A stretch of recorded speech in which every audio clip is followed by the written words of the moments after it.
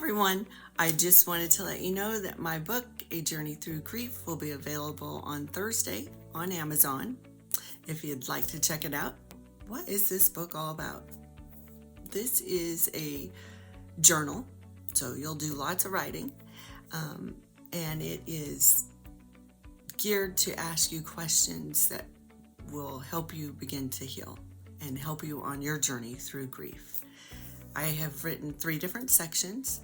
The first section is called Personal Reflections. The questions in this section are to help you reflect on your personal journey by asking you questions that are geared towards your feelings and how you felt about the person that you lost. This will help you understand the process and the sequence of grieving a loss and adapting to change. And in the next section, it's called Reflections of Love. And in this section, you'll be reflecting on the person that is deceased. This will also help you recall moments that were special. When we are able to talk about memories and remember the person that you loved, it also brings closure and it brings healing. And in this section, you will write things that might have been left unsaid, or maybe you couldn't say something to them, or maybe they didn't say something to you. The next section is Devotional.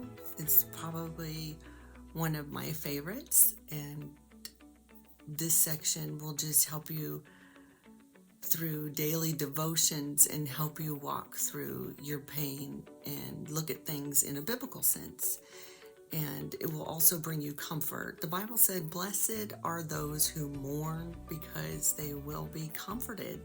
And through God's word, He comforts us. And I feel that this is so important. This is the main section for me that really helped bring healing in my life, was God's word. And through His word, I began to walk through grief and heal and feel like I had a purpose. We will all grieve sometime in our life, and if you know anybody who is grieving at this time, maybe you could pick up a copy of this book and give it to them. It makes a really great gift for people who are going through a really hard time. So may you walk with the Lord, and may your journey be light.